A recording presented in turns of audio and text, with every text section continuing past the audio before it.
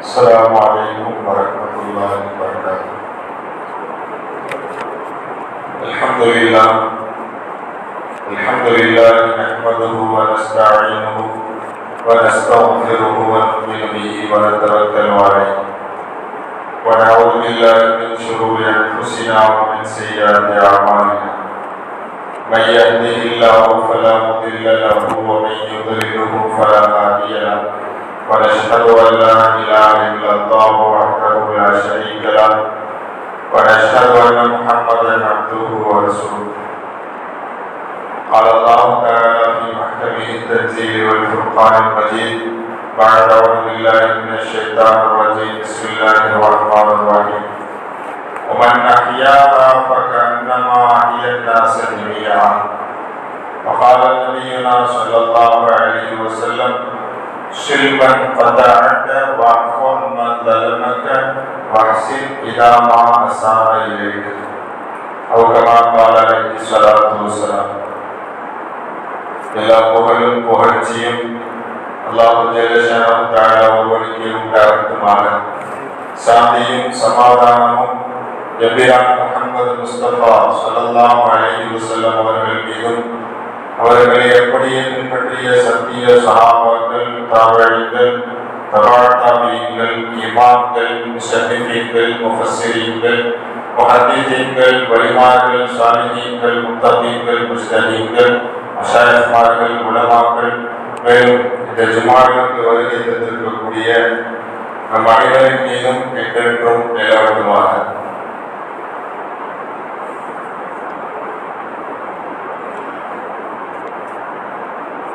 உலகமெங்கும் ஒவ்வொரு நாளும் ஒவ்வொரு காரியங்களை நினைவுபடுத்தக்கூடிய விதத்தில் ஒவ்வொரு தலைப்பில் நினைவு நாள்கள் அனுசரிக்கப்படுவதை நாம் பார்க்க முடிகிறது. நேற்றைய தினம் இந்திய நாட்டினுடைய சுதந்திர தினத்தை நினைவூட்டும் விதமாக இருந்தது. தேசிய அளவிலும் சரி, உலகளாவிய அளவிலும் சரி, ஒவ்வொரு காரியங்களை சொல்லப்பட்டு இதற்கு இந்த நாள் அனுசரிக்கப்படுகிறது என்பது ஒரு வழமையாக உள்ளது. அந்த அடிப்படையில் வரக்கூடிய ஆகஸ்ட் 19ஆம் தேதி உலக மனிதநேய தினம் என்பதாக அனுசரிக்கப்படுகிறது. உலகத்திலும் மனிதாபிமானம் தழைக்க வேண்டும், மனிதனுடைய நலன்கள் மேம்பட வேண்டும் என்ற நன்னோக்கத்தில் உலகளாவிய அளவில் ஆகஸ்ட் 19ஆம் தேதி மனிதநேய தினம் என்பதாக அனுசரிக்கப்படுகிறது. மனிதநேயம் என்பது வெறும் வார்த்தை அல்ல, மனிதனுடைய உணர்வு.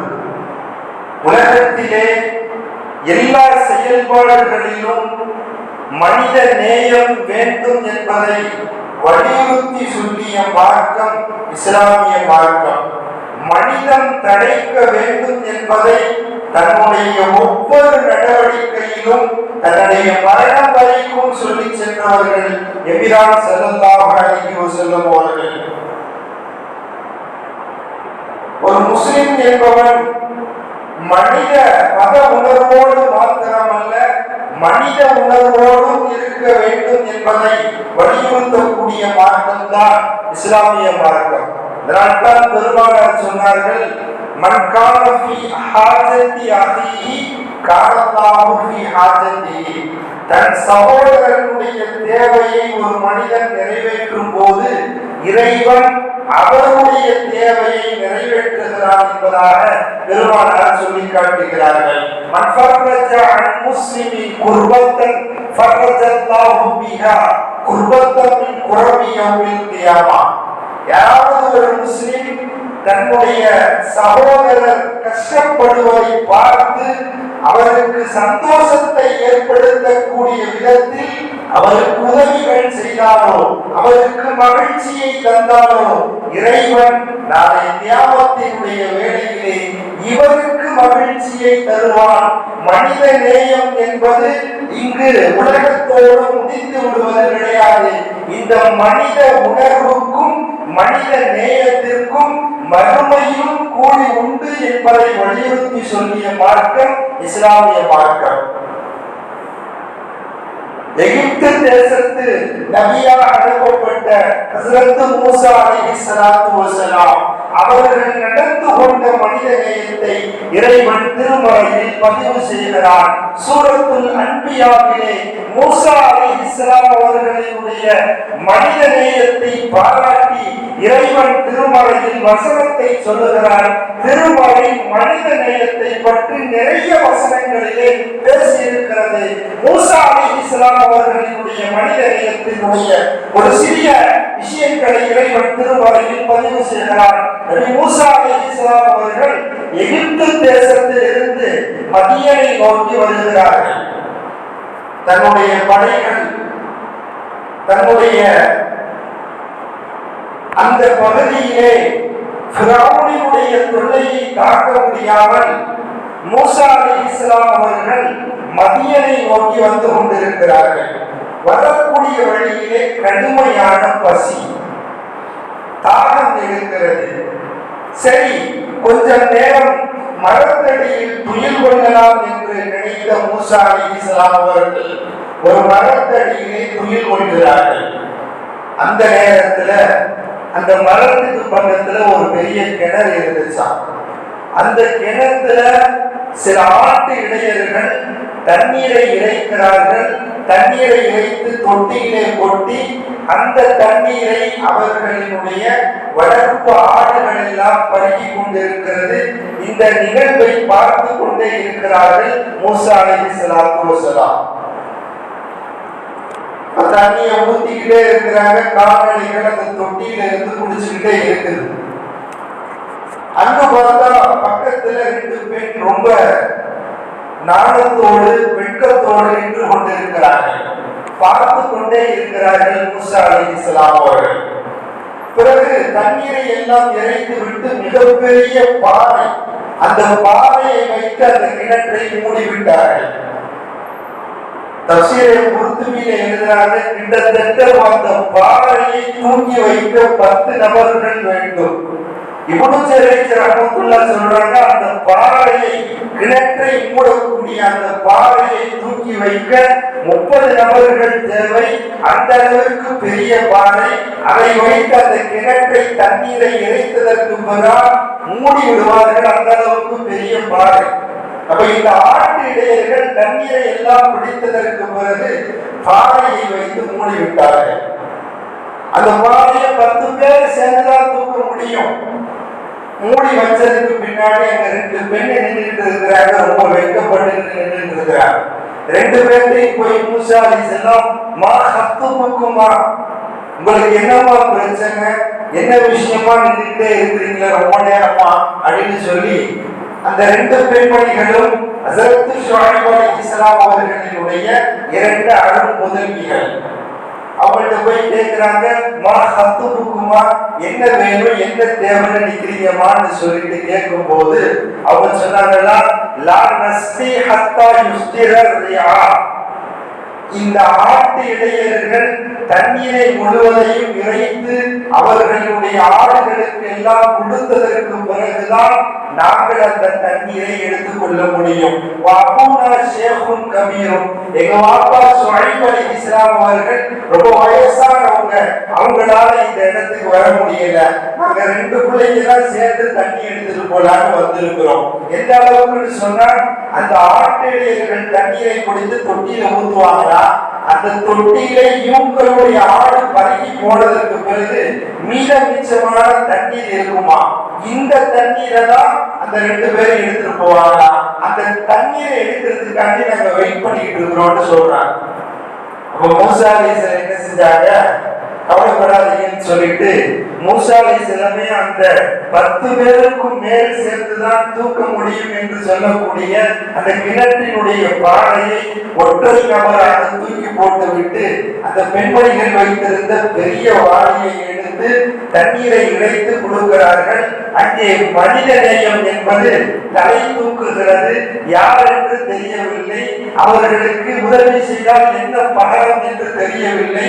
இருந்தாலும் கூட சிரமத்தோடு அவர்கள் நின்று கொண்டிருக்கிறார்கள் என்பதை பார்த்த ஹஸரத் மூசா அலைஹிஸ்ஸலாம் அவர்கள் எந்த எதிர்பார்ப்பும் இன்றி அந்த பெண்மணிகளுக்கு செய்த உதவியை இறைவன் திருமறையில் பதிவு செய்திருப்பதை நாம் பார்க்க முடிகிறது.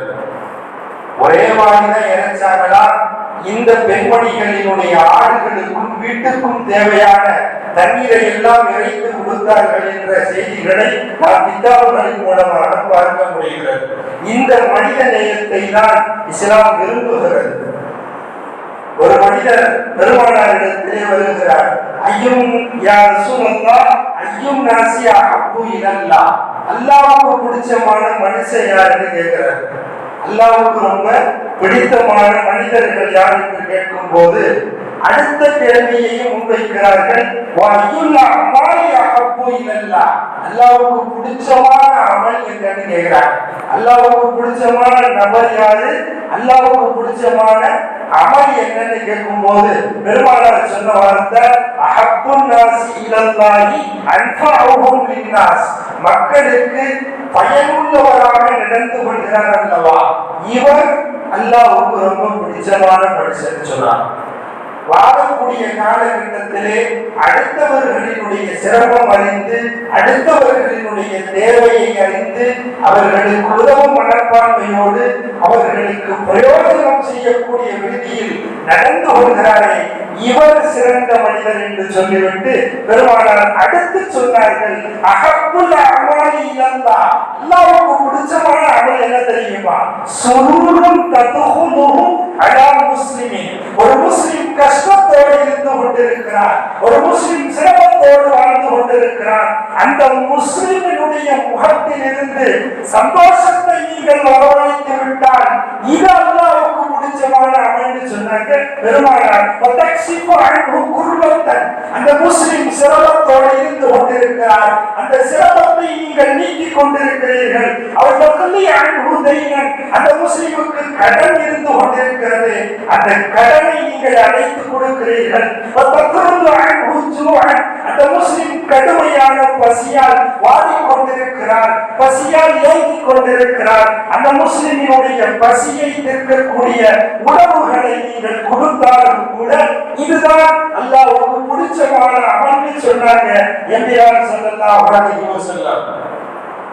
வெறும் வணக்க வழிபாடுகளை கொண்டு மாத்திரம் ஒரு முஸ்லிம் சொர்க்கத்திற்கு போய்விட முடியாது என்பதை நாம் நிறைய ஹதீஸ்களின் மூலம் படித்திருக்கலாம்.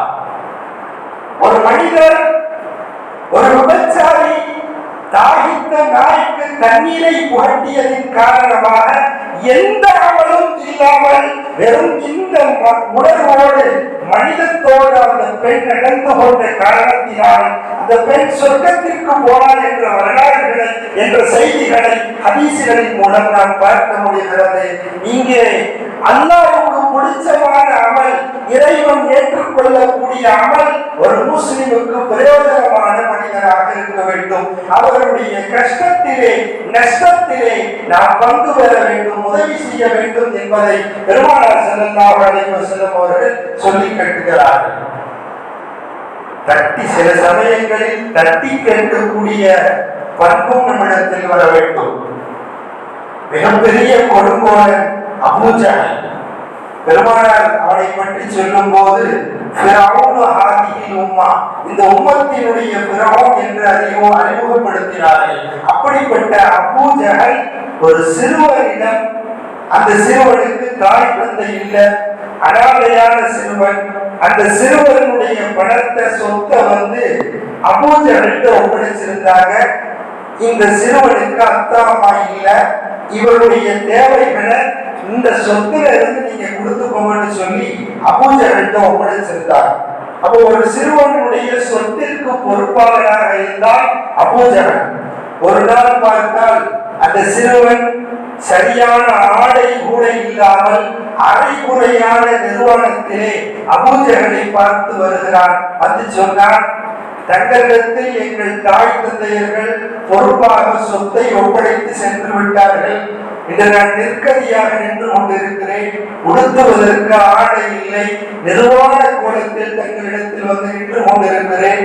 எனக்கு ஏதாவது உதவி செய்யுங்கள், எனக்கு ஏதாவது என்னுடைய சொத்திலிருந்து பங்கை தந்து விடுங்கள் என்று அந்த சிறுவன் அழுது கொண்டே கேட்கும் போது அந்த சிறுவனிடத்திலே மரியாதை குறைவாக பேசிய அபூஜஹல் அந்த சிறுவனை விரட்டுகிறான். அருகில் நிறைய பேர் பார்த்து கொண்டிருக்கிறார்கள். குறைஷி குலத்தினுடைய பிரமுகர்கள் எல்லாம் அந்த சிறுவனை அழைத்து சொன்னார்களா, தம்பி முகம்மதுன்னு ஒருத்தர் இருக்கிறார், அவருக்கு போய் உன்னுடைய பிரச்சனையை சொல்லுப்பா, கொடுத்த பணத்தை வாங்கிட்டு ஏமாத்த பார்க்கிறான் இந்த அபூஜஹல், அவர்கிட்ட போய் சொல்லுங்கன்னு சொல்லி அவங்க சொல்றாங்க. இதுல இன்னொரு விஷயமும் இருந்துச்சு. என்னன்னு சொன்னா, அவர்கிட்ட போனோம்னா அவருக்கும் அபூஜஹலுக்கும் முட்டிட்டு கிடக்கட்டும், ரெண்டு பேரும் சண்டை போட்டுட்டு கிடக்கட்டும், நம்ம அதை ரசிச்சுட்டு இருக்கலாங்கிற எண்ணத்தோடும் அவர்கள் சொன்னார்கள் என்பதாக கிதாபுகளிலே பார்க்க முடிகிறது. நேரா அந்த சிறுவன் போனான். போய் பெருமானாரிடத்திலே சொல்றான், இந்த மாதிரி அபூஜஹல் என் பொறுப்பாளர், சொத்து பொறுப்பாளர், என் பணத்தை கேட்கிறேன் தரமாட்டாரு, போடுறதுக்கு கூட சரியான ஆடை இல்லாம நிர்வாண கோலத்துல இருக்கிறேன்னு சொல்லி அந்த சிறுவன் முறையிடும் போது எம்பிரான் உடனே அந்த சிறுவனை அழைத்துக் கொண்டு நேரா அபூஜஹலுக்கு போனாராம். அபூஜஹல்கிட்ட போன உடனே பார்த்த அபூஜஹல் கண்ணியமாக பெருமானாரை வரவேற்றார். ரசூலுல்லாஹ் சொன்னாங்களா, இந்த பையனுடைய சொத்தை நீங்க வச்சிருக்கிற மாதிரி எனக்கு செய்தி வந்திருக்குது, அதை கொடுத்துருக்கலன்னு சொன்னாங்களா. அடுத்த கணம் பதில் பேசாமல் அபூஜஹல் சொத்தை அப்படியே ஒப்படைத்து விட்டார். பெருமானார் அந்த சிறுவனிடத்திலே வாங்கி கொடுத்து விட்டு சென்று விட்டார்கள். பக்கத்துல இருந்தவங்க எல்லாம் அபூஜஹல்கிட்ட கேட்கிறாங்க, என்ன அபூஜஹல் முஹம்மது பார்த்தோன்னு மதம் மாறிட்டியான்னு கேட்டாங்களாம். அப்போ அபூஜஹல் சொன்னாரா, பெருமானாரிடத்திலே ஈட்டி இருந்தது, அவர்களினுடைய வலதுபுறத்திலும் இடதுபுறத்திலும் ஈட்டியை வைத்திருந்தார்கள், என்னவோ தெரியவில்லை, கொடுக்கவில்லை என்றால் ஈட்டி என்னை குத்தி விடுமோ என்று எனக்கு பயம் வந்து விட்டது, நான் நடுங்கி போய்விட்டேன், அதனால அவர் அந்த பையன்கிட்ட சொத்தை கொடுத்துட்டேன்னு சொன்னா அபூஜஹல். ஒரு அனாதை சிறுவன் கடுமையான மன உளைச்சலுக்கு ஆளான ஒருவரிடத்திலே பெருமானார் ஸல்லல்லாஹு அலைஹி வஸல்லம் அவர்கள் நேரடியாக சென்று மனித பண்போடு மனித நேயத்தோடு அவர்களுடைய உரிமையை பெற்று தந்தார்கள் என்பதை பார்க்க முடிகிறது.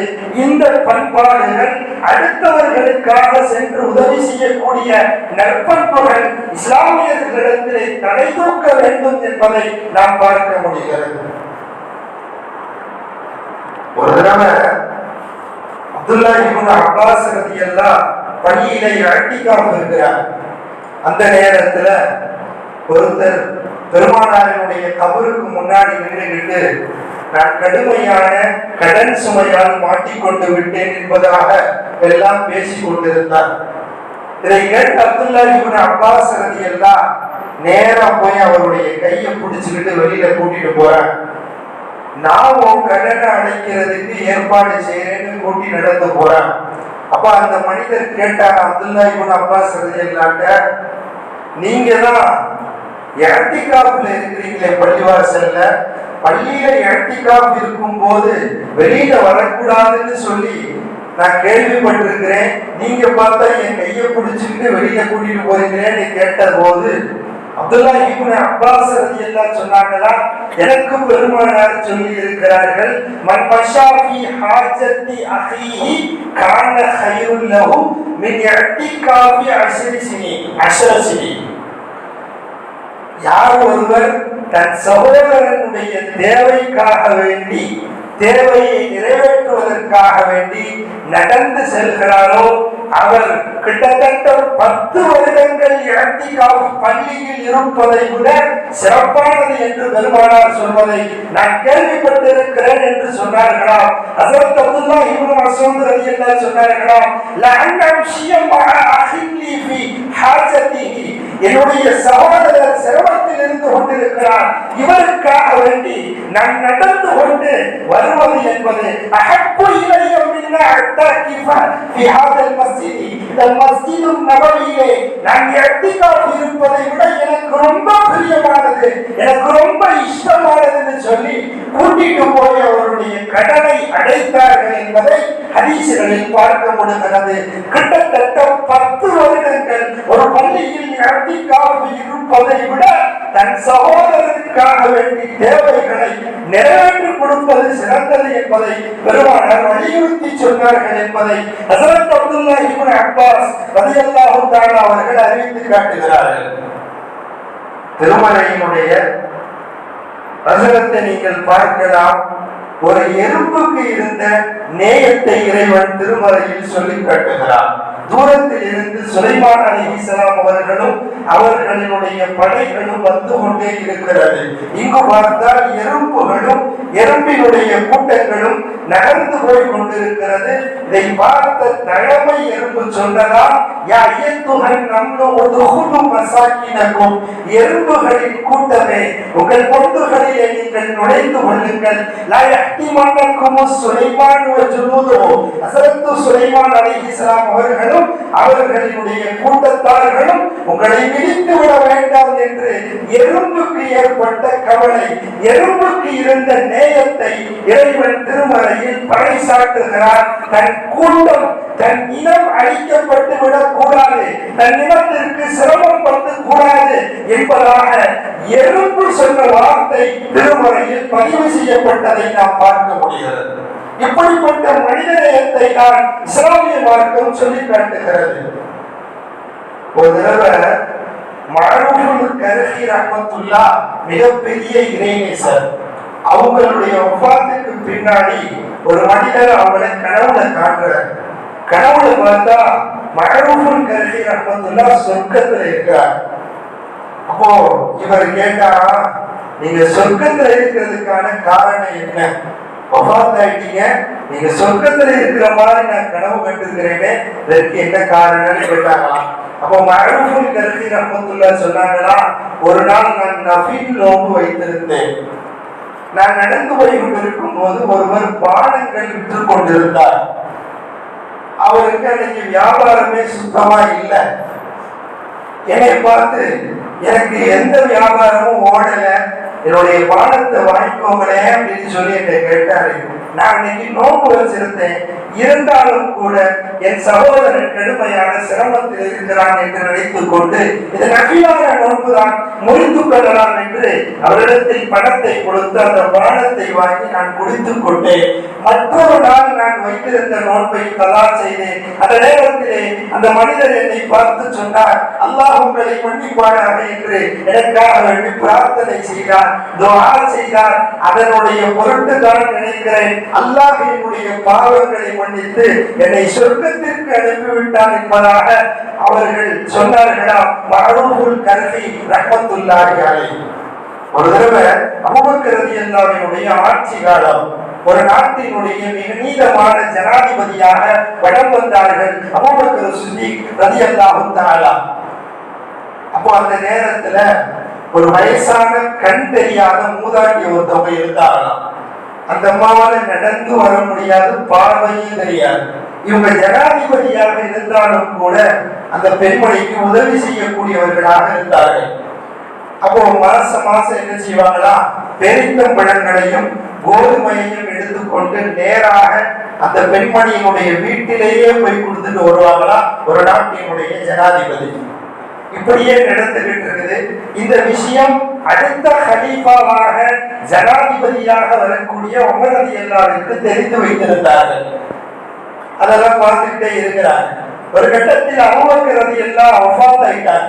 அவர்களுடைய வஃபாத்துக்கு பின்னாடி, மரணத்துக்கு பின்னாடி உமர் ரலியல்லாஹு ஜனாதிபதியா நியமிக்கப்படுறாங்க.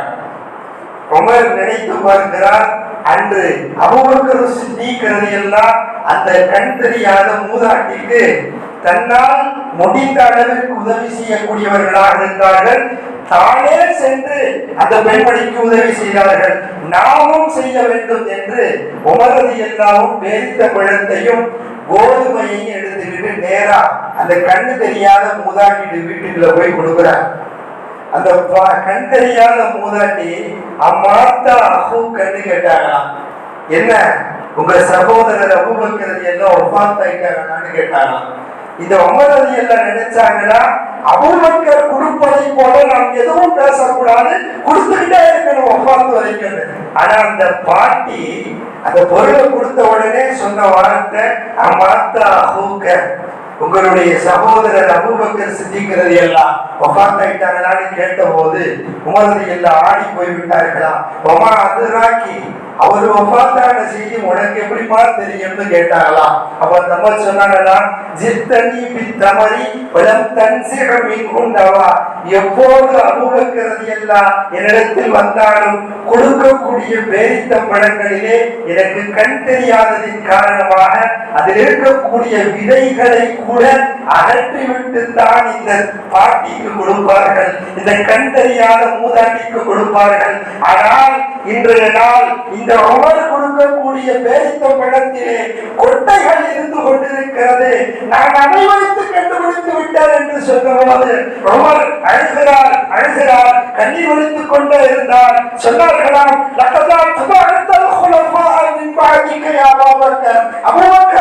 உங்களுக்கு பின்னால் வரக்கூடிய எல்லா ஜனாதிபதிகளுக்கும் நீங்கள் மிகப்பெரிய சிரமத்தை தந்து விட்டீர்கள்.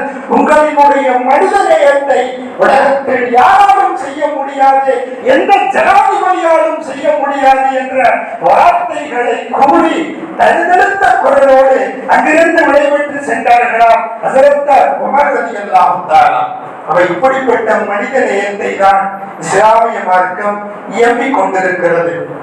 கடந்த வயநாட்டு நிலச்சரிவிலும் கூட நாம் பார்த்தோம், பள்ளிகளில் 200 ரூபாய் வரக்கூடிய வசூல் உள்ள பள்ளிகள், 1000 ரூபாய் வரக்கூடிய பள்ளிகள், 2000 ரூபாய் வரக்கூடிய பள்ளிகள், 3000 தாண்டாத பள்ளிகள், 100 தாண்டாத பள்ளிகள் இருந்தாலும் கூட அங்கே சிரமப்பட்டுக் கொண்டிருக்கிறார்கள் என்று சொன்ன அடுத்த வார்த்தையிலே பள்ளிகளில் பணமெல்லாம் கொண்டு தீர்த்தார்கள் மக்கள். அங்கே மனித நேயம் வளர்ந்ததை பார்த்து கொண்டிருந்தோம். இஸ்லாமிய மார்க்கம் இந்த மனித நேயத்தோடு தான் வாழ வேண்டும் என்பதை இயம்பிக் கொண்டிருக்கிறது. ஒரு மனிதனை வாழ வைத்தாலும் கூட நீங்கள் உலகத்தினுடைய எல்லா மக்களையும் வாழ வைத்த நன்மை உங்களுக்கு கிடைக்கும் என்பதை திருமறை நமக்கு சொல்லி காட்டுகிறது. உலகத்தில் வாழக்கூடிய சமயத்திலே மனிதநேயத்தோடு வாழக்கூடிய பெரும்பாக்கியத்தை அல்லாஹ் நம் அனைவருக்கும் நசீபாக்குவானாக.